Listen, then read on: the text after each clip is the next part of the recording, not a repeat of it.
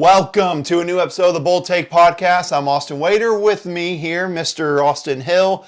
And, I would do like a funny intro or something, but there's been like a million things that have happened today, so I'm just going to shut up and get straight into it. Number one, literally a bombshell, 20 minutes ago? Maybe. I think maybe 20 minutes ago, Nick Saban officially is retiring. This is not a drill. This is not fake news like in recent years. ESPN confirmed it, and just wow, Austin. Your first thoughts, because I'm speechless right now. Yeah, it's kind of one of those things that kind of has been looming for a long time in the college football landscape. He's getting older, and a few years now of not having that same success, and it kind of felt looming, but it's almost just one of those things that even though you're expecting it to happen, it still catches you by surprise, and you never really expect to see one of the greats hang it up. Yeah, that's the way I look at it. But also, just to address it really quickly, you think about it, the Alabama job is open. Yeah. No disrespect to the coaches who are there currently, I don't think this is a job you just bring someone, elevate the offensive coordinator or defensive coordinator. At least in my opinion, I don't think you do that. Let's think of some candidates here real quick. My number one, I think, Dabo Swinney, number one. I think that's a guy that definitely, even though Clemson just locked him up, this is a former Alabama recruit, played football at Alabama, has won national championships. There's a million different names you could go with for this job, Austin. Yeah, a guy I'm going to go to, and I'm kind of with you on this. I don't think contract extensions matter. I don't think anything matters. This is the Alabama job opening up. I think everybody is on the table if you're the University of Alabama. I think they have that kind of pull. But I'm going to say Lane Kiffin is a guy that I think can take this job. Obviously has ties to Saban, has ties to the University of Alabama. This would be a big step for him, especially after losing a guy like Quinshon Judkins to the transfer portal. Most likely, it looks like, I don't know if it's official yet, but he was in Columbus. Yeah, he announced it after the national championship, literally right after it ended. So he is headed to the Buckeyes, so it could be a change of scenery there for Lane Kiffin. It could make sense to maybe leave Ole Miss and take the job at Alabama with a quarterback that I think would fit his play style to a T in Jalen Milroe. Yeah, and you just got to think, not only that, just the ripple effect this is going to have, because we talked about it beforehand. All, the major jobs are kind of filled right now, the major ones that were available, and now all of a sudden the Alabama job just pops open out of nowhere. So you wonder, and you think about it, whenever one coach is gone, that's going to lead to ripple effect for another coaching job. This is going to be an endless cycle, and we thought that the coaching carousel was done for college football. It might not even be it might have just got started. Yeah, like you said, it could definitely create a massive ripple effect. The only thing that would stop this from rippling throughout college football is if an NFL head coach were to come down and fill that gap. But, we'll talk about some of the possible Bill Belichick, openings. Anybody? Bill Belichick's a guy I thought maybe could take the role. There's a former national champion winning coach and Super Bowl winning coach that maybe just hit the market, and he doesn't sound like he's done coaching per his press conference today. Yeah, I will agree. We'll get to that. But before we get to the NFL, we're going to quickly recap the college football playoffs. Sir, you are the college football expert. I'll let you do the recap in here. You have the floor. Oh, boy. It was a blast of a bowl season, and this is kind of our college football finale eve, if you will. Yep. Lots of big stuff to come in our final episode for the college football season, but it was a fantastic college football playoff. We got what I'm going to go ahead and call 4 or 3 really good games. The final score of the national championship was a little bit lopsided, but it doesn't reflect what was really ultimately a close chess match that came down to a couple big plays at the end. But we look at this quarterfinal, and again, it was probably the best quarterfinal we got. Games coming down to the last play of the game, the first one going to overtime, and it was a great effort. Obviously, there are going to be some questions about what this win might mean for Michigan. But at the end of the day, this was a hard-fought victory for this team. You think about the toughest part of their season they had to face without their head coach and Jim Harbaugh.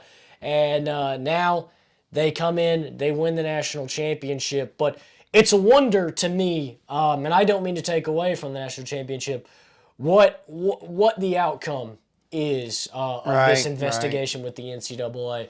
I thought maybe there would be a playoff suspension for a couple of years, but now it's interesting to see.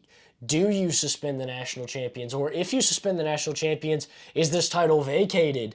And, while I think that maybe those are some extreme measures, now it will be interesting to see because there are a lot of people changing their tune on how they feel about Michigan right about now. J.J. McCarthy is all of a sudden getting all of this praise, and he didn't have a great national championship. Really didn't have a great final 2 months of the season, if I'm being honest. I mean, we're talking about a guy who didn't throw a touchdown in the national championship. Didn't he? I feel like I think I saw didn't he only complete like 15 passes in the entire game, at most? Six completions after the first half. Whether you think he's a talented quarterback or not, I don't think is the argue. But to act like this postseason was his, I think is just a fallacy. Honestly, this was definitely Blake Corum and Donovan Edwards Central, as well as a well-coached defense. Yeah, I think Donovan Edwards, with the way that game started, I was fully expecting to see the Randy Moss stat with the 3 catches, some 100-something yards, 3 touchdowns. I saw it was like 287 and 2 touchdowns. I was like, he's going to have the greatest game I've ever seen. But, obviously he eventually slowed down. But, I mean, honestly, look, those semifinal games were great. And I know the national championship, it was close throughout. I'll agree with that. But that Michigan win over Alabama, I mean, credit to Michigan because Alabama took control of that game in the second half. It looked like Alabama had gained control and everything was theirs. And then credit Harbaugh on them. I think it was like a 4th and 4 at their own 30 maybe or something like that. 5 minutes left in the game, they went for it. I respect them and they got a huge gain out of it. So it took some gutsy plays to get that win over Alabama and then a goal line stand in overtime to get it. And I got to say to Jalen Milroe, follow your guard. If you look at that play originally, I said, what kind of stupid play call was that for a 4th and goal play for Alabama? But when they show an angle, you see when the guard blocked into the right, there's a hole there. Yeah. It's open. He could walk in for a touchdown, but he didn't follow him in, and that's ultimately what cost him. Yeah, that was my immediate instinct when I watched the play unfold. I'm like, how do you go QB draw here, QB power? You've got to throw the ball here. I know Milroe's a good runner, but what is this? But yeah, you go back and you see that angle, you see that pulling guard, and I mean, seriously, the guard got 5 yards up the field, or maybe not even that. He got almost to the goal line, and nobody in front of him. Milroe follows him, and it's a clear path for a touchdown. So I was a little bit surprised there with the play call, but ultimately it was just one wrong read away.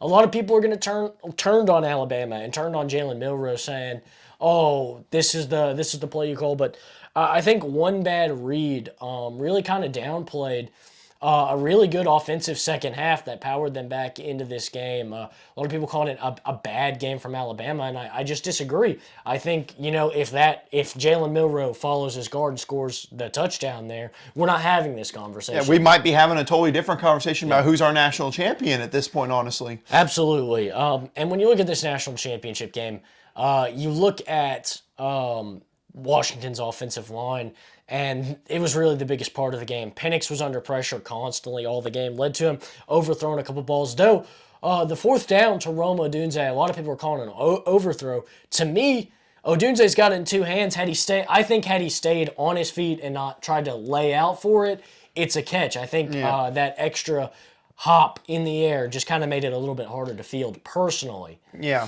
For me, that national championship, number one, even though the score was a blowout, it was close throughout. Yeah. It should not have been this close, honestly. If you watched that game and that first quarter, you honestly thought Michigan might win this game by 30, 40 points with the way it started.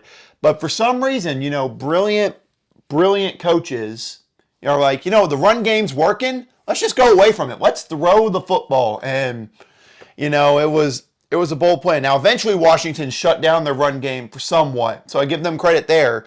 But that was started with Michigan doing that. So this went to halftime. This was I believe it was what? It was a 7-point game. It was 17-10 at halftime, and I'm like, how in the world is this a one-score game at halftime? It made no sense. But like you said, yeah, O-line for Washington just had trouble doing it. And then the Washington defense just couldn't stop the Michigan run game. Over 300 yards allowed, the most allowed in a national championship game. If this isn't a welcome to the Big Ten moment for them and maybe for Oregon Dan Lanning, who was with ESPN staff for the game, I don't know what is. But they're going to need to get in the weight room more if they want to be able to compete in that Big Ten next year. But I was heartbroken for Michael Penix. I wanted him to win it. But yeah, you saw that pressure got to him, and he made some uncharacteristic throws. That fourth down to Rome Odunze, one of the ones where he was like turned around. I get why Michael Penix threw it to the outside because Rome Odunze is running a post in, and the safety's right there, but he completely shifts Rome Odunze and throws it to the outside, makes him try to turn around for it. And I'm like, I get it, but it feels just something's off. And also no wide receiver for Washington could catch a pass to save their life in that game too. Yeah, I mean, you think about it. When Michael Penix got the balls on target, either you had a lot of drops or there were a lot of holding penalties that cost some of the big plays. And now, something I'll point out to you, I don't know if you saw, but in the fourth quarter, they were down by 7 or 14, driving the field. Was this the big deep pass they converted? Big deep pass. You have the hold. And I get that maybe technically it is a hold, or at least looks like a hold. But then to have on the very next drive for Michigan, their whole drive saved by a massive completion on a blatant hold that saved a sack. It just kind of felt like there wasn't the same level of attention with Michigan's offensive line. And again, I'm not going to go out and say that that holding penalty changed the entire course of this game. But it does lead to some interesting thoughts about, again, how things are called and how different things are officiated. But to me, the big issue was you come into this game, and J.J. McCarthy's had an underwhelming finish to the season. Obviously. You got to bring 6 guys every play until J.J. McCarthy beats you, which he didn't do. He never beat them. They got beat down by the run game, and I don't entirely think it was that they just couldn't defend the run. I think it's that they just refused to. Felt like they were bringing 3-4 guys and sitting in pass coverage far too many times for a team that, with J.J. McCarthy, I think that semifinal game was the only game in the last 2 months that he attempted more than 20 passes and thrown for more than 150 yards. And the only thing I can think of is just Washington did the thing that all coaches do. They're like, we know they're running the football, but we think they're gonna pass the football more, so we're gonna go with that. Look at Joe Brady for the Bills. The quote this year: "If it ain't broke, don't fix it." Yeah. Don't switch it until it works. If they want to keep on running the football, bring 8 guys into the box. Literally dare them to throw the football against you. That's the only thing I would say, if anything. And but credit to Michigan. They had to win a tough game against Alabama, and credit to their defense for shutting down that Washington offense the best they can. National championship, and now we sit here wondering, was that Jim Harbaugh's final college football game? Yeah, it certainly feels like it. The NFL is going to be calling for sure. There are a lot of openings and a lot of teams that are maybe interested in. He may be interested in getting out of Dodge with the latest scandal news. Well, obviously we'll see how the NCAA handles the whole situation. But with that, let's take a glance at our records coming out of this bowl season, bowl bonanza, if you will. And I came out of this a whopping 24-18. Somehow, just 6 games over 500. I honestly didn't expect it. Started good, and then I noticed about halfway through I was starting to get down. But kind of closed it out in the end to go 6 games over. And I forget, you had the same national championship as me, correct? I had Alabama, Washington. Yep. And did you pick Washington for it? I did pick Washington to win. All right, gotcha.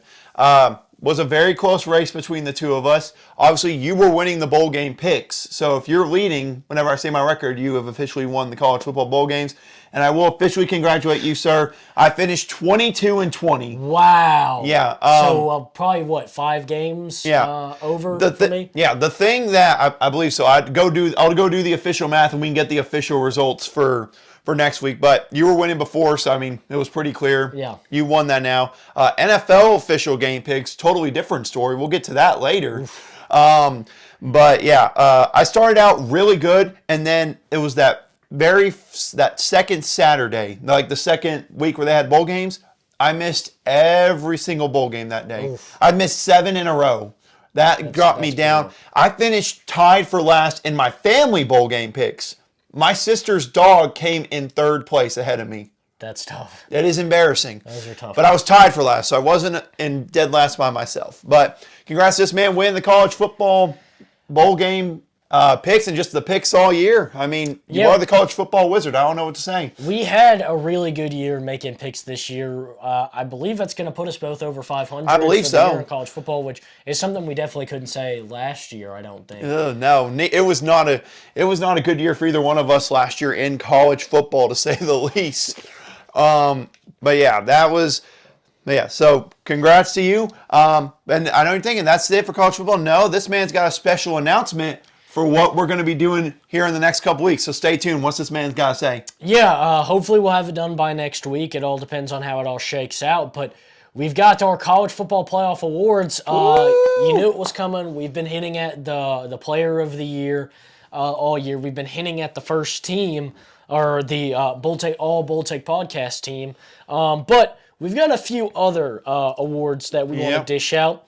And that'll be, obviously, like I just said, player of the year, defensive player of the year, freshman of the year, surprise player of the year, coach of the year, surprising team, and disappointing team. Yep. So we will definitely get into those, start cracking the numbers out on some of those, and try to bring you what we think best represents our thoughts here at the Bull Take podcast. And I'm sure we'll try to get a little fan involvement. Yeah, I was about to say, we plan to. And of course, when in doubt, if you aren't able to listen to that episode, we plan on posting our winners onto Instagram and Twitter and or X, whatever you call it. I don't even want to get into that. But we'll have the awards on there and everything. I can't wait to do it. I can't wait to do, especially for freshman of the year, because I think there's a lot of good candidates for freshman of the year. Coach of the year, I have one in mind. I won't say who, but I got a coach in mind for it. But yeah, that's our college football news. I think that was pretty good. Yeah, college football news. Obviously, like I said, it's kind of the college football eve. One more episode for the season. But yes, it's been a treat this college football season. I feel like it's been the best one yet. Yeah, and I mean, we're just hinting at it. 12 team. They did a commercial for it during the national championship of what the 12-team playoff could be. Speaking of commercials, EA. What's the deal? What's the deal? I blame myself partly for believing that they would actually do it. Yeah.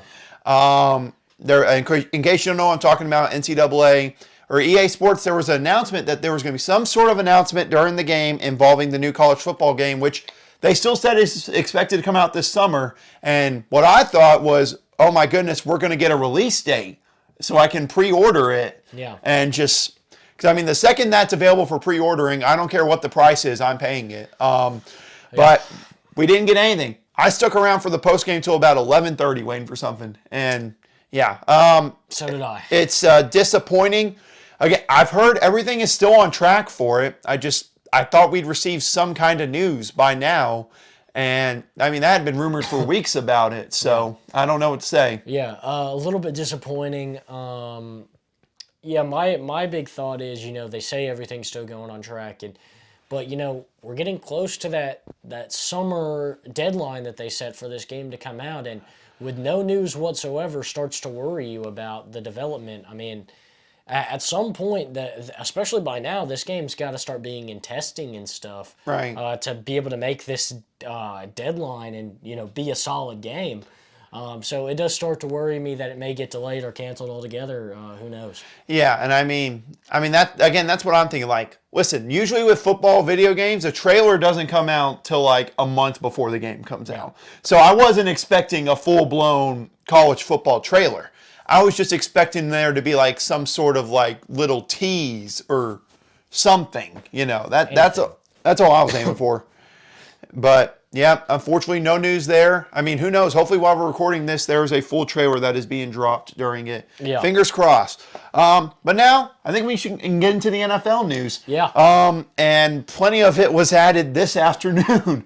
Of course, in case you know, regular season came to an end, and behind us on our screen, if you're watching on YouTube, we have our playoff teams. The playoff matchups are set. Somehow in the AFC, we have our top 7. The NFC, it felt like we were coming down the wire. We knew. The AFC, I did not know what even was going to come close to happening week 18. But somehow we got it all set. And all I have to say is a round of applause to this man right here. People judged him. They mocked him for picking the Houston Texans to win the AFC South in the preseason. And that man said, you know what? I hear you. I don't care. I'm picking them. And look who is the 4 seed hosting a home playoff game for the AFC South. The Houston Texans. Congratulations for being a genius. You did this with the Raiders a few years ago. Yes. You did it with the Eagles, I think, in 2019, I think, or 2021, whenever we didn't know what to expect with them. But yeah, man, you're a wizard at finding those surprise teams. I can sniff out one surprise team a year. I will say another pick I'd like to give myself a little credit on. I picked the Buffalo Bills to go to the Super Bowl. I don't know if they'll go to the Super Bowl, but they had a rough start to the season. They powered through. They won their division, and they are the 2 seed in the AFC. If that doesn't tell you the kind of superpower this team is right now, I don't know what to tell you. But shout out to the Houston Texans. Honestly, they played exactly how I thought they would. This division is usually a toss-up. Right. It's usually close. And with not owning your own first-round pick this year and having the most pro-ready quarterback in the draft and maybe the most pro-ready player in the entire draft and Will Anderson, taking those 2 guys, putting them on a team and saying, go out there and give it your best, and having DeMeco Ryans have an incredible performance as the head coach. Really just all came together. But this is exactly what I expected from this team. I'm not surprised. Even though I know there are people out there that aren't. Yeah, everyone else is surprised, but you're just like, I expect this. I don't know what you people are talking about. But we're going to get into the playoff talk and the teams here in a second. But as an NFL tradition, once Week 18 comes to an end, it's the dreaded, I guess you could say it was Black Monday, but it felt like just a black week for head coaches all around where you wonder who's sticking around, who's it going to be. And there's a couple we look at and say, we expected that. And then Monday started 3 minutes into Monday. Yeah, I was about to say, we'll get to that one first. And then we had 2 over the last 2 days, which are just, we'll call them interesting, I think is the right way to describe it.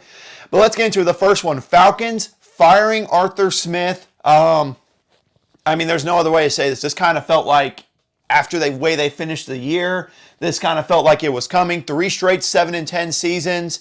You draft a top 4 tight end in Kyle Pitts, hardly use him. You use a top 10 pick on a running back, Bijan Robinson, hardly use him. Top 5 pick on a receiver, right? Drake London was like, I think it was top 10. Top 10. Maybe. It's up there. Hardly used him. Thought Desmond Ridder was the answer at quarterback. That answers itself. But now the Falcons, they're in a weird territory. They're not in rebuild mode, but yet they're not in ultimate competitive mode. So it's an interesting spot, but your thoughts on the firing? Oh, yeah. I think this is the right move. I never was really impressed with Arthur Smith. Right. Right. But one thing I'll say for sure is that this should be a highly coveted job. Kyle Pitts has shown flashes. Drake London has shown flashes. Bijan Robinson has shown flashes in their limited appearances. These are good, young, freak athletes that you have a chance to do something special with. You're a quarterback away. This is a really good quarterback class. You maybe even have some assets if you want to try and acquire a super talented guy.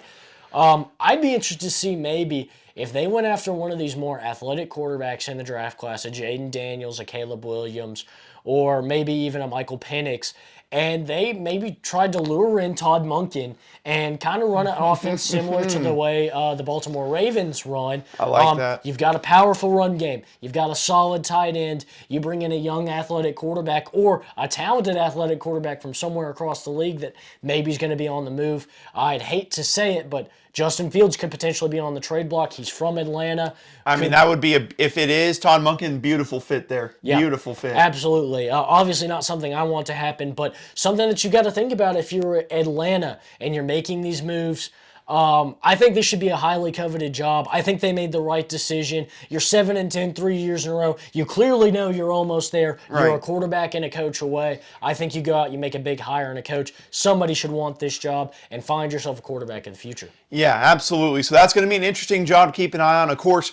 And a big thing also with this, remember, some of the coaching interview stuff has been moved back for the playoffs, and I think that's the right thing to do. Absolutely. And also, you might see some teams make those late firings like we've seen over the past couple of days because they know that some of these coaching interviews, they can get their requests in, and they've already requested some people for that Falcons job. And this other one, the second one on Black Monday, Washington Commanders firing Ron Rivera, something we all know was going to happen probably for the past 8 weeks.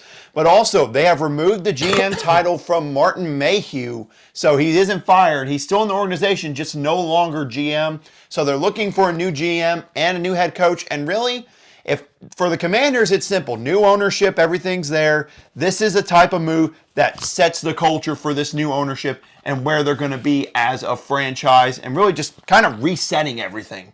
Yeah, absolutely. It's clear they've kind of wanted to go into a reset mode here. Obviously, the change of ownership. Then you see Montez Sweat and Chase Young shipped out, and not for the price they were probably worth. Probably, especially when you look at the finish Montez Sweat had to the season. Yeah, leading 2 teams in sacks. Impressive. It definitely doesn't seem like they got what they were worth, but it's almost like just trying to get some assets, just trying to get a reset. And absolutely, I think, I like Ron Rivera as a coach. I think he's a great leader, but clearly it wasn't working out there. And I think really they need to move in the direction of getting someone that can kind of manufacture a good offense here.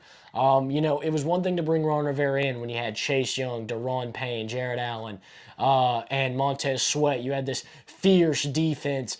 Get somebody in that can coach up the defense, and then hopefully the offense can be good enough to get through. But now if you're going with a complete reset, whether Sam Howell ends up being the future or another young quarterback, I think maybe sticking in the system with Eric Bieniemy or going somewhere else, and getting somebody who can kind of manufacture a solid offense, because as we all know, that seems to be the most important thing to happen in the NFL. And you look at this team, you have new head coach, new GM. They have the number 2 pick in the NFL draft. I believe they have one of, if not the most cap room in the league this offseason. So, this is a massive offseason for the future of the Commanders, and you wonder what it sets for that culture. And honestly, if you're the Commanders, and remember a big thing, they hired Bob Myers, the former Warriors GM, and Rick Spielman, the former Vikings GM, to kind of be the leaders in this search, which, it's interesting. I have nothing against Bob Meyer. Clearly, his stats don't lie, what he did at Golden State. But it's clear they're being very diligent trying to make this search happen and find the right leader overall, and maybe a guy that they know that they can rely on being here for a long time. Yeah, it is kind of interesting to go to Bob Myers. I think that what he did in the NBA is great. Yeah, exactly. My wonder is how much he really knows about what it's going to take to make the right, football coach. Right. But I think that certainly if you're looking to get just any kind of outside perspective on, some good qualities that make up a head coach, certainly he made the right pick when he made, I will say, at the time, it was kind of a semi-controversial firing and hiring of Mark Jackson to bring in Steve Kerr. But obviously, Steve Kerr has now kind of outlasted him in Golden State and is still leading this team. So clearly, he knows what he's doing to an extent, and certainly it seems like at least they care enough to try and figure out what's best for this team. Yeah, absolutely. But that's a team to keep an eye on in this coaching search. I'm sure there's a lot of people that could be going with here, and going to be interested to see. The next one that happened, Panthers, having already fired Frank Reich, have fired GM Scott Fitter, and this one, again, was well overdue. If there's anyone who was happy that when this man was Panthers GM, it'd be this man right here, right next to me. I was. Making probably one of the worst trades in recent memory, making the Russell Wilson deal kind of look logical. Mm-hmm. But it has worked out in your favor. Number 1 pick for y'all again. But the Panthers, listen, I get Dave Temper's kind of not the nicest person. Clearly, we've seen that recently. But this is a move that had to be made. Yeah, I completely agree. You looked back on it last year, and there was maybe some potential upside to that number one pick Right. trade. You really look at, you're getting the number one pick, you're getting your chance to get your franchise quarterback. Yeah, of course, there's a little bit of a cost to it, but now as we look back, they didn't expect the cost to be this much. They expected to come out and obviously do something. They didn't. That pick becomes the number one pick that they gave up, as well as a lot of other draft assets. DJ Moore has another phenomenal 1,000-yard season, and Bryce Young. This is the only part that I disagree with. I don't think Bryce Young was the wrong choice. Again, I said it coming into the draft. Bryce Young has a lot of upside. C.J. Stroud's more pro ready. That was the exact words we said was Bryce Young will probably be the best QB, maybe the best QB in this draft in like 3 or 4 years. But the best one right away is C.J. Stroud. Yeah. So I think that giving up on him right away and saying that he wasn't the right pick, I think is a bit of a reach. Obviously, Stroud did more, but they did more for Stroud as well. They built a situation where he could win. Obviously, they didn't even give Frank Reich the full season, let alone time to actually rebuild the team. So hopefully, at least with this changing of the guard at GM and head coach, the idea is keeping Bryce Young in mind and, setting him up for, a long road to a rebuild and good development. Yeah, I'm right there with you. And look, again, I keep on saying these top 3 jobs are all 3 in the NFC. There's a pretty good NFC offensive coordinator who we all know everyone's going to go and covet. And really, when we get to these other hires, we'll talk about it. If this is a season to fire, this is the season to fire your coach with the amount of available head coaches that could become, have different spots they could go, especially in different spots. This is the one. Next up, New York Giants, really quick. They made some moves, really wasn't on Black Monday, and it really isn't a big moves, but it's a lot of moves. Defensive coordinator Wink Martindale resigned. They mutually parted ways. They had problems with Brian Daboll. He was great defensively for the Giants, turned them into a good defense. Special teams coordinator is fired. Running backs coach left to take the offensive coordinator job at Syracuse. O-line coach fired. Outside linebacker coach fired. And a defensive assistant fired. So a lot of staff changes coming in for Brian Daboll and them after a season where things just kind of really fell apart for them. Your thoughts on some of these moves for the Giants? I think it's an interesting spot having all those firings occur. Yeah, it certainly kind of raises some questions because they had such a good season in Daboll's first season, and then the season wasn't great this year, but you look at kind of some of the circumstances around it, and you can't necessarily blame everybody, but clearly they want some sort of a reset. And, you talk about the whole Wink Martindale situation where, it seemed like, there were reports that him and Daboll just didn't get along. Right. They didn't agree on anything. But, in interviews, they always talked about how that's not true, but clearly resigning as soon as the season ends. And then, ultimately, as they now say, mutually parting ways. Yeah. Something's up. Something was up. So it's a wonder what they'll be able to do out there in New York. But, yeah, certainly this is slightly alarming, and maybe we could see a little bit of a reset out there in New York, especially with, a lot of the staff changes. Maybe so.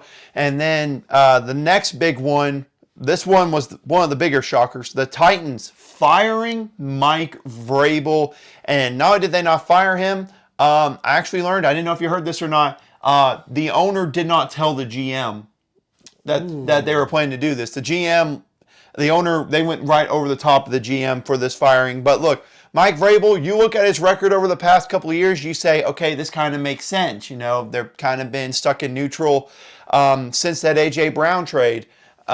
Which a trade, let's be fair, when you see his reaction to the draft, something he was not interested in doing. He had just gone on record saying that they were going to do whatever it took to keep him in Tennessee, and then they didn't do that.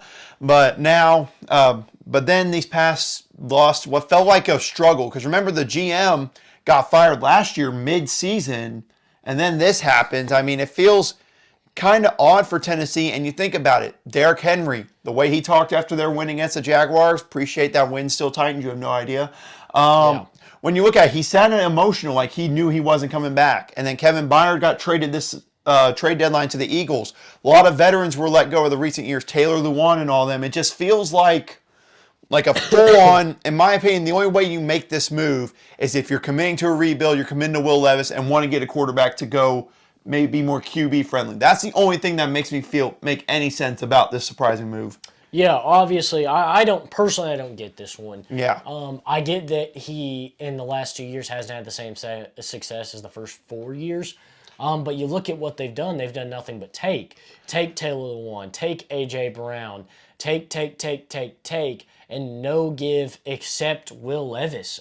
You know, he's been a great bright spot for them this season, and maybe they give in DeAndre Hopkins. But when you take so many of these core pieces of this team and you just kind of throw them away and you expect him to just keep making something out of nothing, obviously that's something that just can't be controlled. I think Vrabel, this is one of those situations where this is going to be a guy that's going to get another head coaching job within the same year.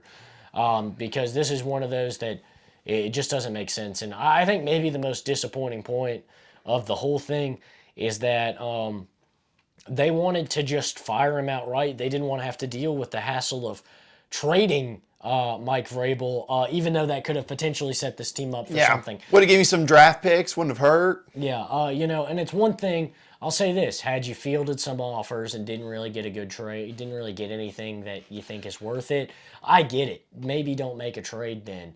But when you just say, when the report comes out that says you didn't want to deal with the hassle, you thought it'd be too complicated, and you just wanted to get rid of him, that puts the fan base against you, and it just kind of makes you look stupid.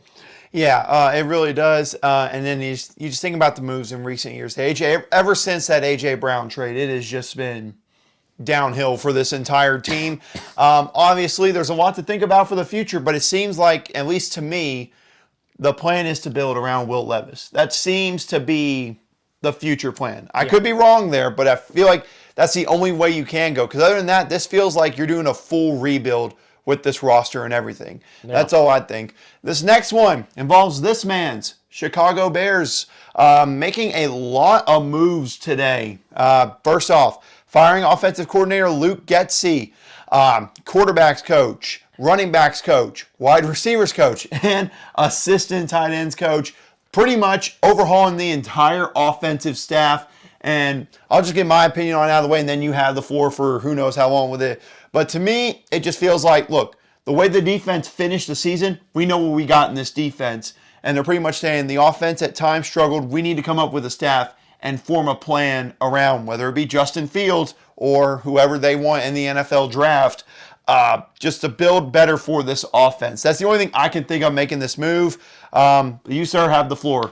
I'm happy with the decisions that were made today. And that extends to the Matt Eberflus going to stick around for next year.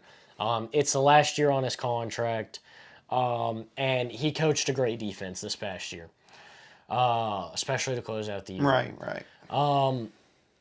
This move to me makes it seem as the way I want this to go, Justin Fields will be the quarterback next year.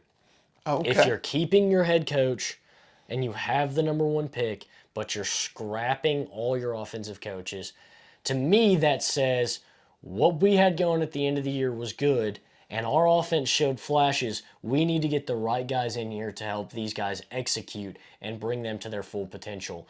Our final offensive player of the year, in incredibly fitting fashion, was a screen pass on 3rd and 22.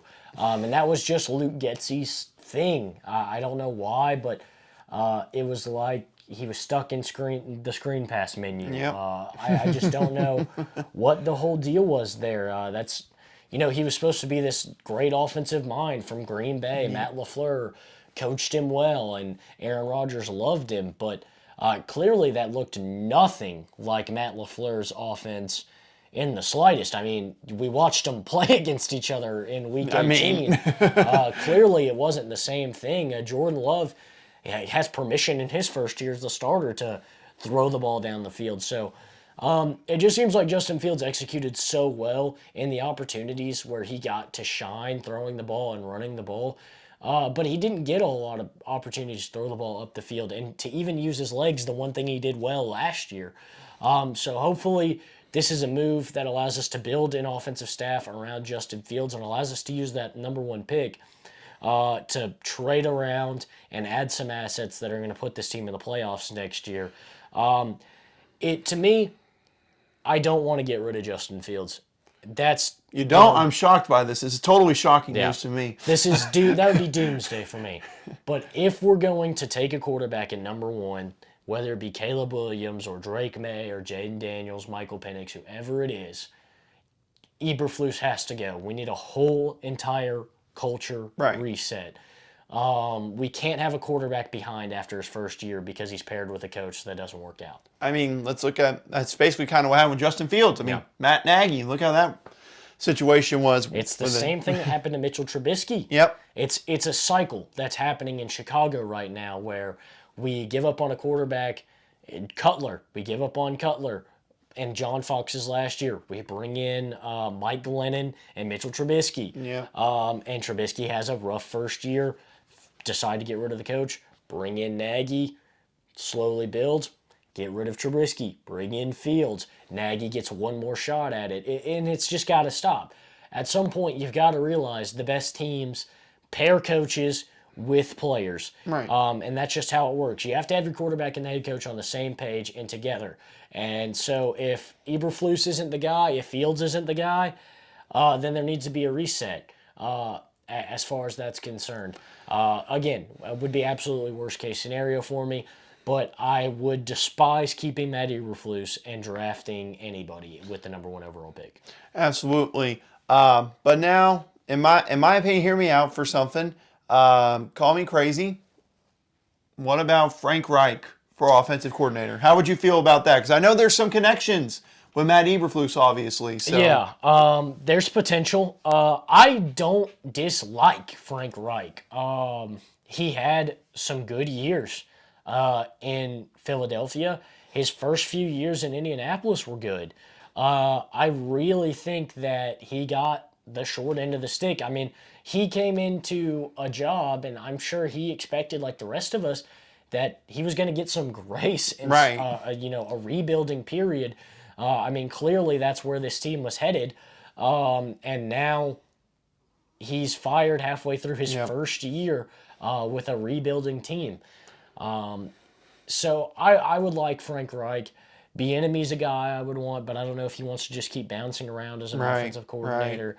A guy I'd really like to see that I think would be fun is Cliff Kingsbury. He's a guy that I wanted when he got fired, but obviously he said he didn't want to take any coaching jobs right away. But I think that he's going to get some phone calls, and I'd like to see him. I just want somebody who is a competent offensive play caller to come out and coach Justin Fields or whoever plays quarterback. It's just got to be – we've got to start embracing spending a little money and bringing in somebody who knows what they're doing. Yeah, basically, in my opinion, someone who's going to let the offense be open. That's not going to hold it back. Someone's like, listen, we're not screwing around here. We're going to run this offense this way, and if it doesn't work for you, we're going to make changes. And the final head coaching move as of right now, because who knows what happens after this wild card weekend with some coaches. The Seattle Seahawks. Yep, you heard me right. Seattle Seahawks. Not, I guess you could say, firing Pete Carroll, moving him to a team advisor role, but he's out as head coach. Of course, was the oldest coach in the NFL at 72, 73, I think. And, at first I thought this was interesting because a few days ago, it sounded like Pete Carroll was like, I'm going to be back next year as the head coach. I'm going to be back, and, nothing's going to stop me. And then all of a sudden, this move happens. So then you're wondering, was there like a mutual agreement? Then there's the Pete Carroll press conference that happened today, where he sounds, at least to me, and it seems like with you, like a guy who still wants to coach football.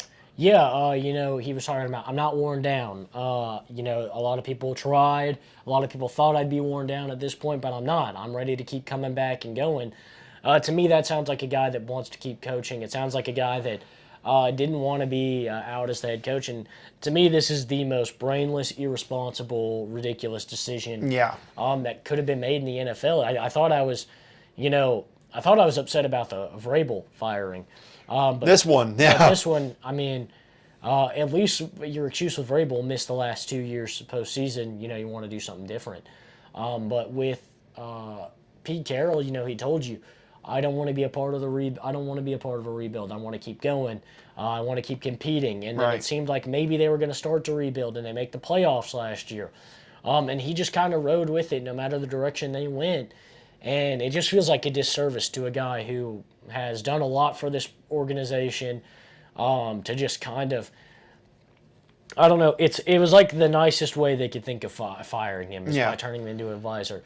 I truly hope that Pete Carroll gets another head coaching job, whether that is in the NFL or I think it'd be interesting to see him go back to the NCAA again and take that Alabama job. I was about to say, Alabama job's open right now, so who knows what could happen there. I mean, we're talking about a guy who's won a national championship, unless you're the NCAA, who says that he hasn't. Yeah.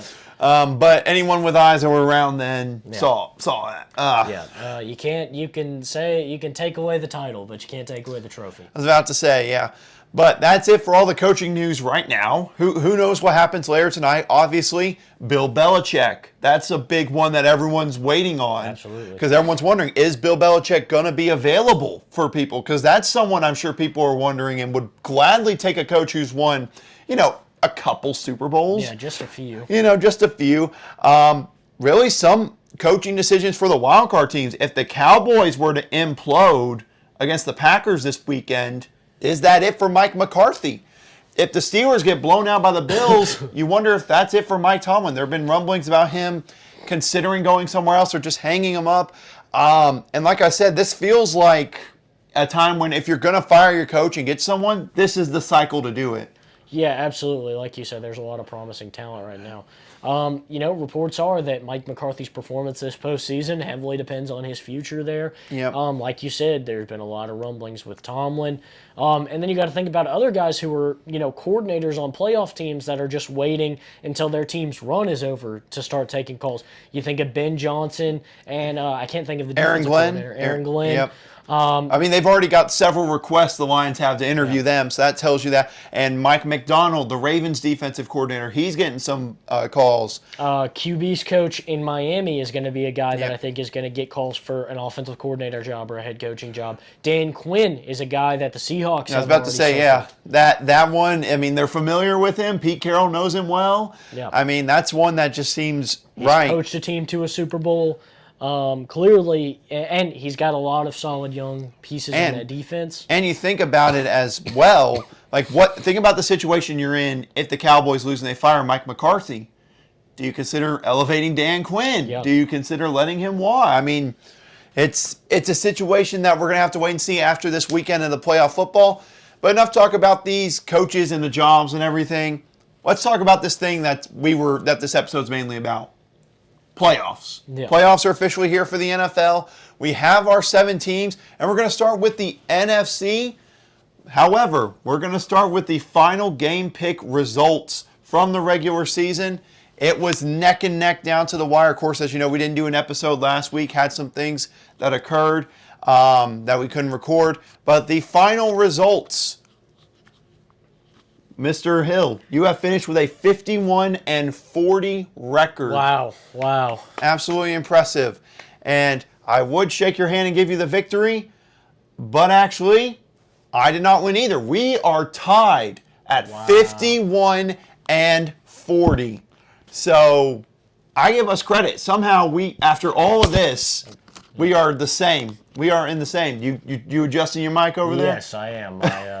It's starting to bother me the way I had it on. All good, no worry. I was about to say, they can still hear you. We good? Yes. But anyway, there's a lot going on with this NFL playoff picture, and those picks. I'm impressed with us both. Double-digit games over 500. Yeah, that's impressive. Again, certainly a step over where we were last year and where we've been in the past.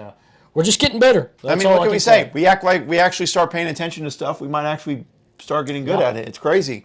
But we're going to quickly preview the teams in the NFC and then AFC, going from 7-1. And that number 7 seed, the Green Bay Packers, one of the youngest teams in NFL history to make the postseason. They had the big move. They traded Aaron Rodgers this offseason, moved on with some veterans, and everyone had kind of felt like this is the start. This is the start of everything going downhill for the Packers. And Jordan Love and this young receiving core that they have, while not having a number 1 option and some great tight ends, really kind of excelled this team. And after a somewhat struggling start, they were able to finish the season strong, and here they are as a 7 seed. Yeah, it'll be interesting to see exactly what this team does in the postseason. But certainly Jordan Love exceeded his expectations and has set Green Bay up for a promising future. Absolutely. That 6 seed right ahead of them, the Los Angeles Rams. Did not see this coming at the start of the season. No. We all said, look, this might be the beginning of the end for Matthew Stafford. What do we think? Then Kyron Williams and Puka Nacua come in, and their offense just starts to figure it out again. And their defense, while not being, fully elite, they have all worked together well enough to get this team to a 6 seed in the playoffs. And, it truly is an impressive job by Sean McVay to somehow get this team to double-digit wins. Yeah, absolutely. I'm completely with you there. It was a bit of surprise. It looked like the beginning of the end. You move on from Jalen Ramsey, a guy they just got a couple of years ago, and it was like trying to recuperate draft picks, trying to embrace the future. Right. And now you see it. They're in the postseason. They've got another run left in them. So maybe it's not quite over for the Rams, at least not yet. Obviously, we'll see this performance, but who would have thought Matthew Stafford in a postseason game in Detroit? Yeah. Not exactly how the Lion fans would have drawn it up. Yeah, I was about to say, they wish it would have been, with him actually on the roster, but totally different thing. The number 5 seed, we talk about Packers and Rams and a great job they did. This 5 seed they're an interesting team. Yeah. That's the Philadelphia Eagles. Last year was one of the top teams in the NFC. Road to the Super Bowl. Was a questionable holding call away from maybe having overtime in the Super Bowl. Start the season 10-1. Everything looks like it's going well. Then they finish the season 11-6. There are questions of, from Jalen Hurts about leadership and guys owning up to it. There's reports of A.J. Brown and the team doing one of those mystery escape rooms to form team bonding, which it feels kind of late to do that. And then you have questions about the offense. They switch defensive coordinators. This is just a team you look at, and honestly, you have no idea what to think as they head in the postseason. Yeah, it's one of the most talented teams in the NFL, but they just have not been able to find it. It just seems like they're all over the place right now. They're going to be a scary team to face off against, especially for Tampa Bay. But it's all about bringing it all together. Can they all get on the same page? Yeah, absolutely. And that'll be interesting to see how they do with their opponent, which is the next one we're going to talk about. The winners of the NFC South. Somehow, some way, a team came out of there with a winning record. I don't know how.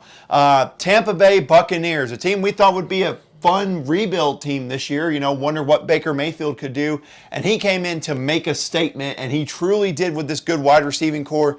And this defense, which was already talented under Todd Bowles, just needed to figure out how this offense could get going. And really, Baker Mayfield's provided that. They're 9-8. They're hosting a home playoff game. I think it's the 3rd straight year that they've done that, 3rd or 4th straight year. So I give Todd Bowles and them a ton of credit for getting to this position again with Baker Mayfield as quarterback. And who knows, maybe they might have found their QB of the future. Yeah, Baker Mayfield kind of got rode off in his time in Cleveland, but this guy's an exceptional football player. Should still be the Browns quarterback. He should be. He's the best quarterback they've had in a long time. Until Joe Flacco. That's it. Cool Joe. But, yeah, this team has really exceeded expectations. Baker Mayfield continues to surprise and amaze. And Baker's not old.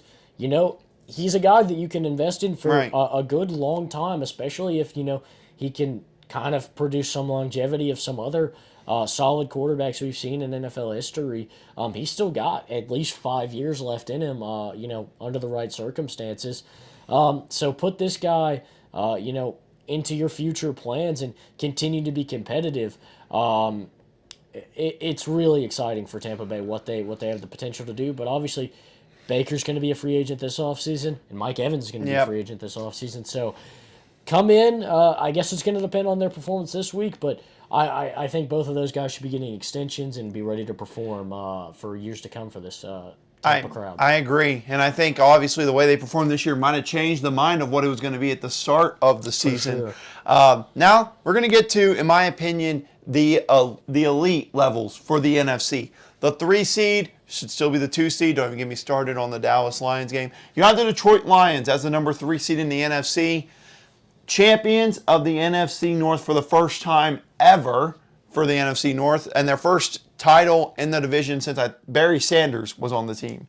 So it's been a long time. It's been a while. And they're going to host, like we talked about, host their first home playoff game ever at Ford Field.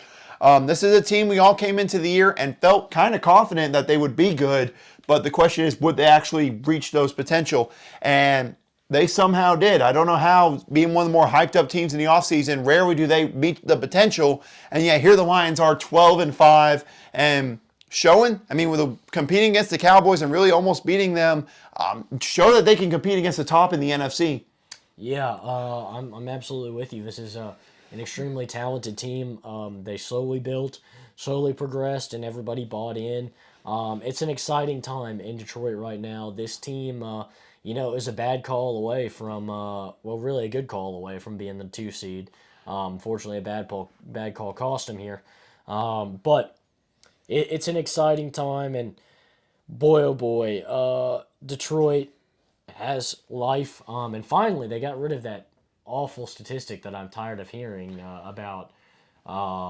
Tampa Bay has won their division more recently than they have. They can finally wash it out and embrace that they have won the NFC North for the very first time, and that they don't have to deal with a lot of that drama for a while. Yeah, and we talked about the team they played in that questionable game, the 2 seed, the Dallas Cowboys.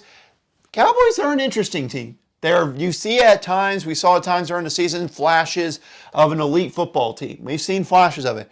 But down the stretch, there have been question marks. Yet again, some question marks with coaching, question marks in play calling, and just performance from some of the players.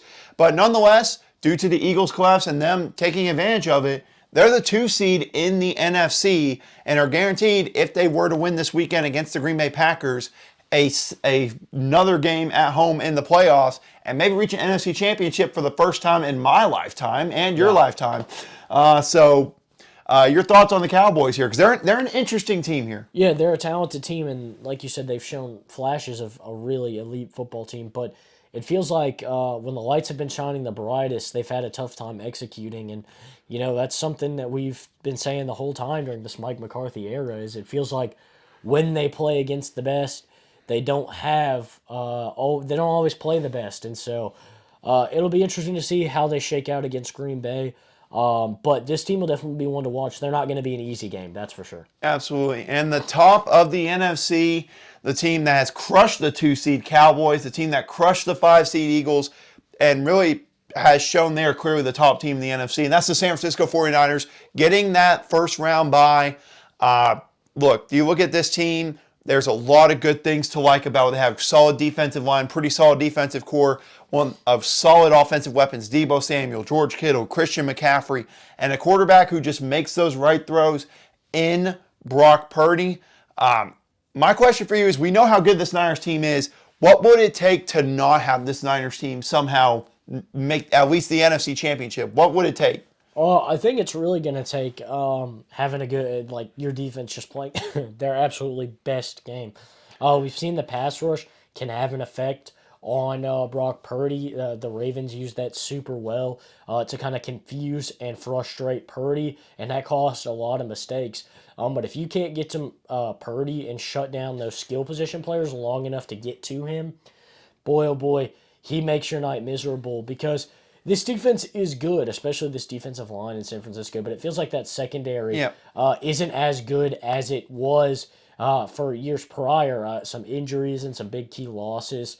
It's still a talented secondary, but I feel like a good offense can come in and beat this defense, but even a good defense can't come in and shut down this offense. It's going to take a great defense to get to Purdy and shut down all these options. So I think pressure is the most important thing. Getting pressure on Purdy really helps defeat this team. And I just don't know if there's a team in the NFC that's got that kind of power on the defensive line. Yeah, the closest one, but they would need to perform better. You have the Philadelphia Eagles, who defeated them last year. Of course, no Brock Purdy for most of that game. You look at Aaron Donald maybe for the Rams, Micah Parsons for the Cowboys, but we saw when they went head-to-head earlier this year what happened there.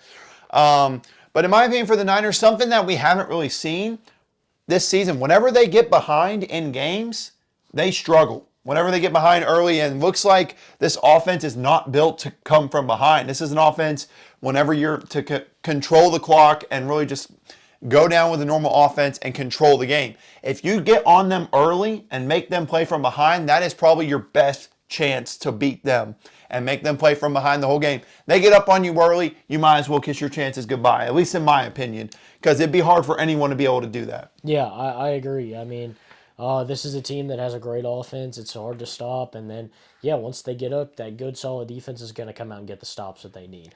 Absolutely. But that's the NFC side. AFC teams. Let's start with number 7, which is somehow, some way, I don't know how they got in, except for Tennessee. Shout out Mike Vrabel, should not have been fired still. The Pittsburgh Steelers are in here as a 7 seed. And in recent years, I say the Steelers have nothing, are just carried by this defense, an elite defense. But then you watch these final few weeks of the regular season. Mason Rudolph, yep, I know, didn't think I'd be saying this either at the start of the season, has come in and just really revitalized this offense, being aggressive, throwing the ball down the field, and having success doing it. That's what I love about him. He's a combination of kind of like Trubisky and Kenny Pickett. When it comes to Kenny, is good, accurate, short throw. He's not the greatest with the deep ball. Mitchell Trubisky, he's not afraid to throw it deep, but he turns the ball over. Mason Rudolph's throwing the ball deep with accuracy and not turning the football over, and really has helped this offense become balanced. And I think that's something that people don't realize, that in recent years they had just this defense and a mediocre offense. They need to be low scoring. The Steelers have scored 30 points in 2 of their final 3 games with Mason Rudolph at the helm, so they know they can come out and compete with the best of the best on offense and defense, and makes them and Green Bay really 2 of the most dangerous 7 seeds we've had since the 7th seed has been added to the postseason picture. Yeah, I really agree with you. A big thing for me with the Steelers team, you talk about the great defense, and but when you talk about these quarterback play, it's really been the season of the kind of replacement quarterback all year, and I mean that even goes to extend to Baker Mayfield. Yep. It's just been guys coming in and capitalizing on the opportunity for these teams, and I think that's been what's so key when you look at, especially when you look at Pittsburgh and you look at Cleveland.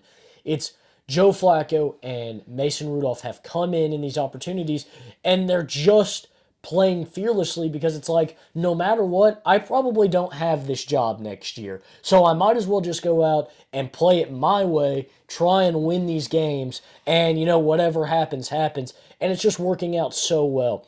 I've been impressed with Mason Rudolph. I thought that maybe this would be a real downward spiral for the Steelers. I mean, you're not alone. After Pickett going down, Trubisky not performing well, just having to go to this third option. I was wondering when they were going to re-sign Devlin Hodges to maybe bring in another guy. Trace McSorley was on the practice squad. I was rooting for. I was like, give me Trace McSorley some action. But so I was ready for them to go to another option, but he's come out, he's played fearlessly, and that's been the difference. He hasn't been too cautious. He's come out and he's taken advantage of the opportunity.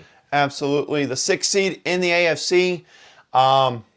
Another late season collapse here for the Miami Dolphins. 2nd year in a row, really, with this with Mike McDaniel. And I've heard just some rumblings. It's nothing like strong, but I heard rumors. A loss in the wild card here. There might be some questions you start asking about Mike McDaniel here. But Miami, look, they have Tua this postseason. That's a big thing. Didn't have him last year. Almost upset the Buffalo Bills. But rough down the stretch. Really struggled. 1-5 against teams with a winning record this year. The New England Patriots actually had more wins against teams with a winning record than them somehow. I don't know. But this Miami team, they've had a good offense. There's a lot of good pieces. Raheem Mostert and Jalen Waddle should be back this week. However, the injuries on the defensive line and just that defense in general have been catastrophic. Bruce Irvin, Justin Houston have been signed to this team for the playoffs. Some old school players, because they don't have any depth on that defense. So there's some question marks about this Miami team going into the playoffs. Yeah, I think it would be a great idea if they lost to fire Mike McDaniel because he's so bad. I know a lot of teams would hate to have. Yeah, they'd be like, darn it, I guess we'll take Mike McDaniel. I guess he's going to have to be my consolation prize as my new head coach. No, but all seriousness, Mike McDaniel's a great coach. I think any of those rumblings are nonsense. And if that is the case, we'll have the textbook case of exactly what happened to Brian Flores. It seems that to me, if Mike McDaniels gets fired, ownership is just expecting so much, and they want a quick turnover. It's like when a team gets in these opportunities, they're a championship contender, and they're like, okay, coaching isn't working, we got to find somebody else. But that's just not the case. You're not going to win the championship every single year. You're not going to win the championship with no consistency. I get trying to take advantage of the championship window and what you've built, but you got to think about some of the injuries that have happened that kind of caused us collapsing in the year. A lot of injuries on the defense. Tyreek Hill went down. Waddle and Mozart went down. Jalen Phillips and Bradley Chubb are out for the season. So you think about a lot of stuff that's happened. Tua went down last year. So, it hasn't been exactly easy going for Mike McDaniels coming down the stretch in the regular season and into the postseason in his tenure there. So I think it would just be another overreaction by the front office and by ownership as far as head coaches are concerned. And at that point, I might be demanding sell the team if I was a Dolphins fan. But I think this is a talented team. Kansas City is kind of a shaky team down the stretch this season as well. So I wouldn't have a ton of worries. I think this is going to be a good matchup for them. And I think they're a team I don't want to play in the postseason no matter their record against winning teams. Yeah, and again, the thing that just keeps on reminding me is Tua's healthy now. That's something they can't, that you should have to, you're going to have to face. You're going to have to stop Tua throwing the ball here in the postseason. The next team, the final wild card team in the AFC, the Cleveland Browns, led by Flacco. Cool just something about Joe Flacco. Just something about this Flacco guy. I don't know what it is, but I trust him. Joe Flacco and the Browns are here and the 5 seed. Truly, I hate saying this because I hate giving this stupid orange team credit.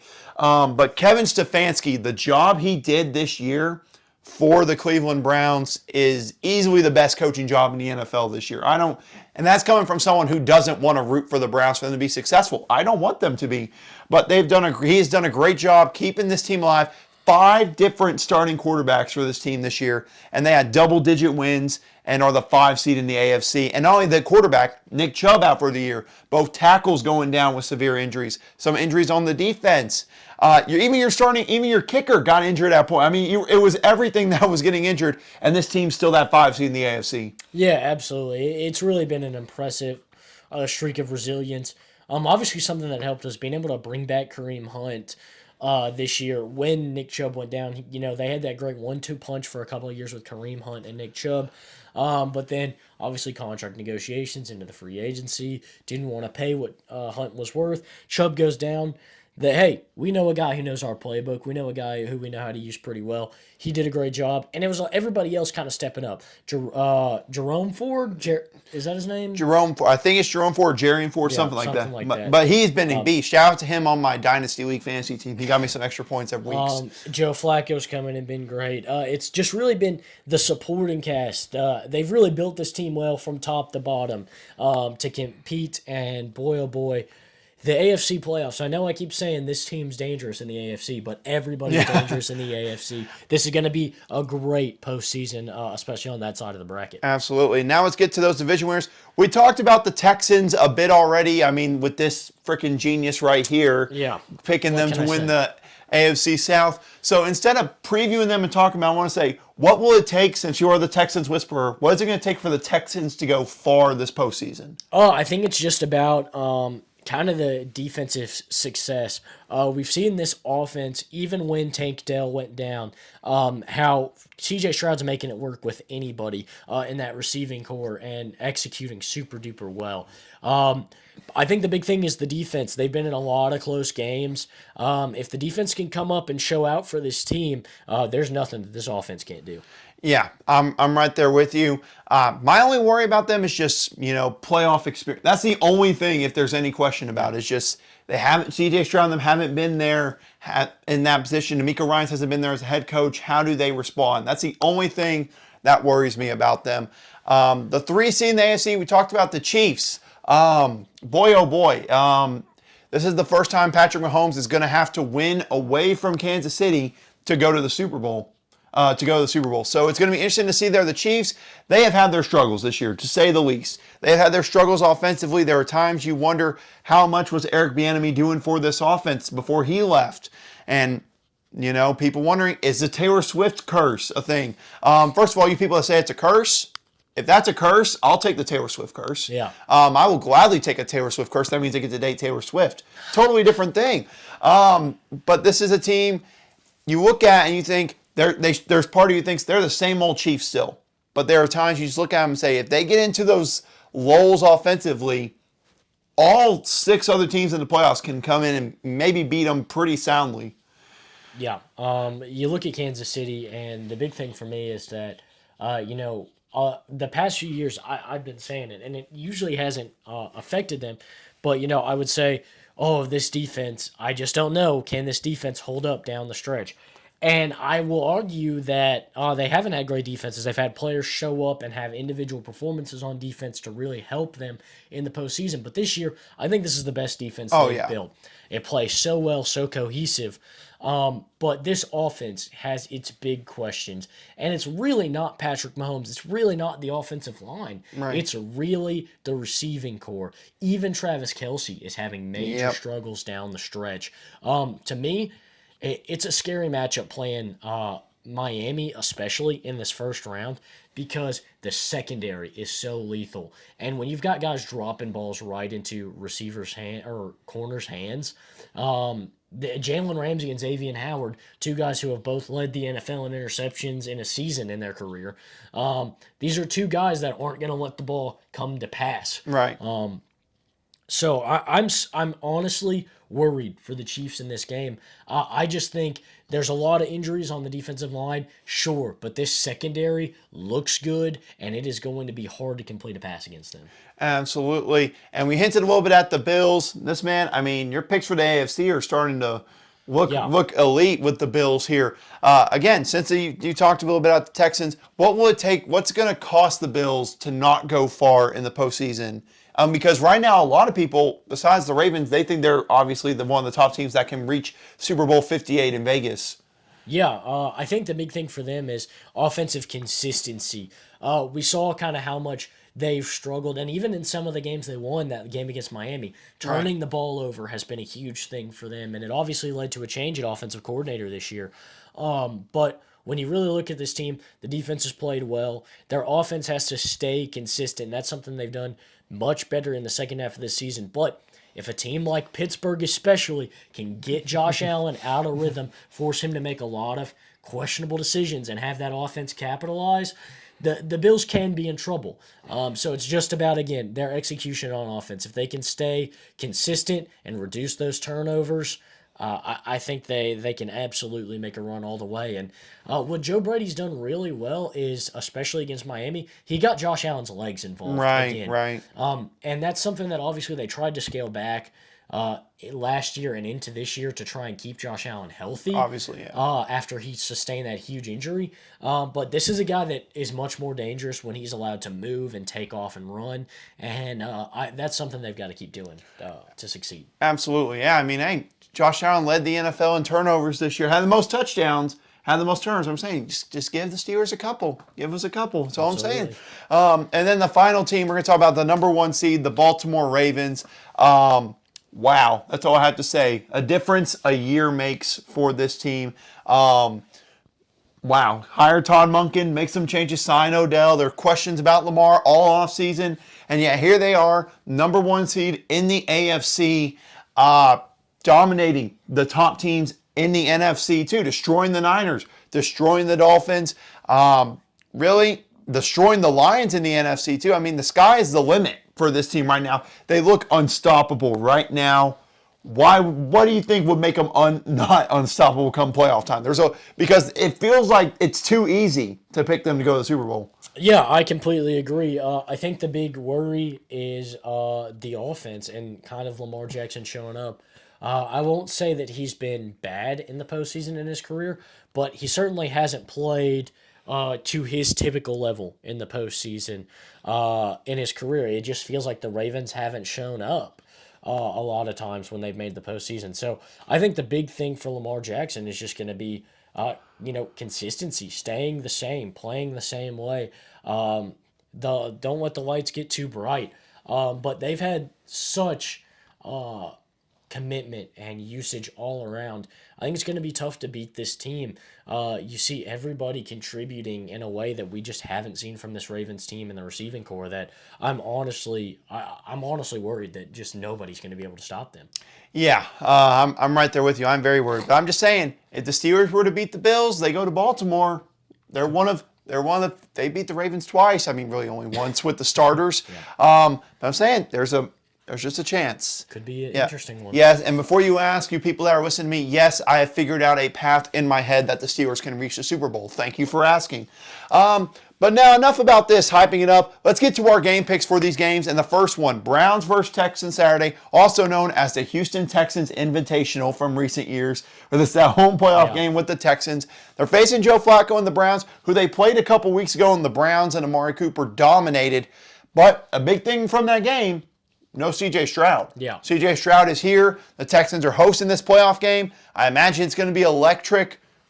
Give me a winner here. Give me a winner. I got to take the Houston Texans here. I think this will be a really good and competitive game, but I think C.J. Stroud pulls it off and continues the magic. Yeah, I would go with you there, but I just think the difference to me comes down to the defenses. And I think no disrespect to the Texans defense and Will Anderson, who I hope wins Defensive Rookie of the Year, please. Tyreek Stevenson. Probably. But I just trust in this Browns defense more, and I think that's the ultimate difference to me. So I'll take the Browns to win this game. Next up, the game on Saturday night. Yeah, Roger Goodell's making the Swifties pay for Peacock. We got the Peacock exclusive game. Business decision. I was about to say, honestly, like looking at that from a business standard, I would have done the same thing. Dolphins versus Chiefs. We've talked about enough. This is a matchup, really, we don't know what to expect from either side. And also, the temperature expected to be there, 0 degrees is what it will be. Who knows what it'll actually feel like? Yeah. But it's expected to be one of the coldest playoff games in NFL history. So who knows what's expected in the Dolphins? Obviously, literally in Miami. People think they're not big fans of the cold here. I think I know where you're going, but give me a pick here. Yeah, I'm going to take Miami. I think this defense comes out and gets it done. I think the secondary shows out and kind of forces Patrick Mahomes to make a lot of the mistakes he's made this season, even though a lot of them aren't his fault. And I think this offense is good enough to take advantage of the opportunities that they're going to get. We saw even when they played Las Vegas a few weeks ago on Thanksgiving, the way that defense capitalized and forced turnovers, they left a lot of points on the board. And I think that's just something that an offense like Miami is not going to do. Yeah, and obviously, I think that's a fair point. This is honestly, besides, maybe Steelers, Bills, Packers, and Cowboys, this is one of my favorite games from the weekend. I'm looking forward to it. I'll figure out a way to watch it without paying for Peacock. Don't ask how. It'll happen. But I'm going to take the Kansas City Chiefs here. I just think, I know they lost that game to the Raiders at home, and they've kind of had their struggles at home, really, and just on offensive, really. But I just think playoff time at home, it's so hard to beat Patrick Mahomes and them in Arrowhead. Now, I'd be lying to you if I said I wasn't rooting for Miami. I'd be lying to you. But I got to go with my gun. I think the Chiefs are going to end up taking this one. Then, to kick off the Sunday action, Steelers versus Bills in Buffalo. And more weather for this game. Some very heavy winds expected, like 20, 25 mile per hour winds in this game in Buffalo. We've hinted at enough. Steelers, Bills. Do you have an upset here? Unfortunately, I don't. I really do like this game. I like the Steelers in this game. But no TJ Watt, I think, is going to hurt this team big time. And I think it's going to be a lot harder to stop Josh Allen without the Defensive Player of the Year on the field. Rude. Okay. But no, obviously, I'm picking the Pittsburgh Steelers. Yeah. There's no shocker here. Realistically, in my head, I look at it and say there's no reason the Bills shouldn't win the AFC. But the Steelers are going to win this game, and I'll tell you why. I know people say you're not having TJ Watt. You're 1-10 when TJ Watt doesn't play. keep in mind, those years, we didn't have as much depth at pass rushing. This past draft, Nick Herbig, a rookie from Wisconsin, he's done well. Marcus Golden, he's been really good. And people act like TJ Watt is our whole defense. Keep in mind, Minkah Fitzpatrick's coming back. Devontae Casey, who had that suspension for the season, was only for the regular season. He's eligible to return for the playoffs. And I just think, honestly, we're a more balanced offense. I think that's what makes it special about this team. They're more balanced, and it's not, the defense has got to do the carry. And no, the offense can keep up. And honestly, I think if this wind is like this, the Steelers' run game has been incredible these past few weeks, and I think they can shut down the Bills' run game. Plus, just in my head, Bills have won 5 in a row. They're on a roll. The Steelers are playing with Mason Rudolph at quarterback, no TJ Watt. We got nothing to lose. We got nothing to lose in this game. And a team that has nothing to lose is always the most dangerous. So, yeah, Pittsburgh Steelers easily. Then, besides Steelers and Bills, honestly, the game I'm looking forward to the most on Sunday, Packers versus Cowboys. The jerseys, the titles themselves explain it. This is fun. And honestly, it could be an interesting one here between the Packers and the Cowboys. We've seen recent years Packers QBs going in and taking care of the Cowboys. Does that trend follow here? I don't think so. I like the Cowboys in this game. I think that this is going to be a really close game, and Green Bay's going to give them a fight. But I think the experience of this defense, compared to the big-time inexperience of this Packers offense, is really going to get the job done. I think they're going to be able to create some pressure on Jordan Love and force him to make some mistakes. Yeah, I hear you. Upset of the week. Green Bay Packers go into Jerry World despite the Cowboys not winning. Are losing at home all year. I think Jordan Love, they go in, they make a statement into Dallas. Jordan Love, late game winning drive to show that Green Bay owns the Cowboys. And then we add more to the coaching carousel, probably with a Mike McCarthy firing after the game. And how fitting would it be for his former team to take him out in his final run? Yeah. All right. I don't think we have picked the same on any game yet. I don't think so either. I might change on this one. Sunday Night Football, and I love they put this game on Sunday night. Rams, Lions, and I'm lying when I said Packers, Cowboys, because this is going to be my favorite. I mean, I could honestly, I don't know how to list it. Rams, Lions, Matthew Stafford coming back to Detroit. Lions' first home playoff game, like I said, since I think 1991, maybe 1992, somewhere around there. This is going to be an electric crowd. I looked up the cheapest ticket prices, well over $1,000. That's insane. I'm just going to go ahead and say mine because this is an obvious one. If you think in the world I'm picking against the Lions in this game, you're out of your mind. There's no way you're picking against Detroit in this game. Lions, I think, roll. Yeah, I'm out of my mind. No, I'm just kidding. I'm taking the Lions in this game. I think the Rams have had a good run this season, but I think that this Detroit team's talented, and I think the atmosphere is going to be electric. I think they get the job done easy. Yeah. I hope the Rams make it a game, but I mean, it feels like it's just going to be an easy one. Yeah. Then the final game of Wild Card Weekend, Monday Night Football. Whoever thought to put this on Monday Night Football, I want to have a word with you. Eagles and Buccaneers. Just interesting matchup to say the least when you look at the two teams. Honestly, I have no idea what to expect from this game. Just like the Cowboys and the Buccaneers last year, I had no idea what to expect from that. Similar to this one, what you going with here for the final pick of Wild Card Weekend? I like the way the Eagles have played this year. I like the team they built, but I think Tampa Bay takes advantage of this team. They're just playing better football right now, and they're going to execute. It seems like the team chemistry is there.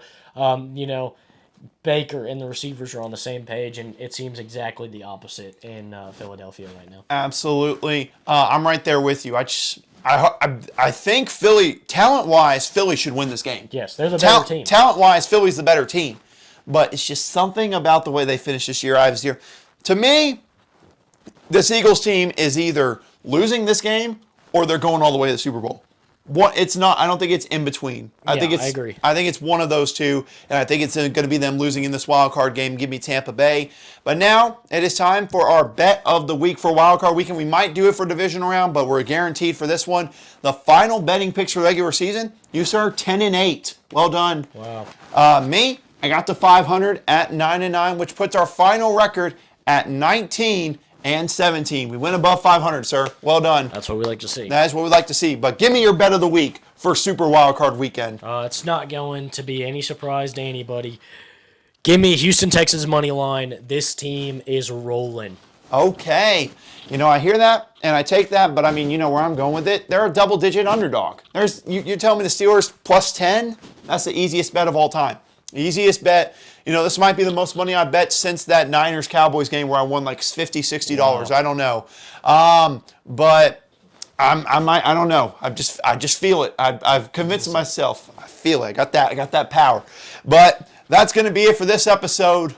Wow, a lot of football news that has come out recently in college and NFL. And Austin, I think it's safe to say we're not even close to done, especially with college football now with this big news of Nick Saban. Yeah, I think we've got a lot left to go. Yeah, but that's going to be it for this episode. That's Austin Hill. I'm Austin Wader. We want to thank you for listening.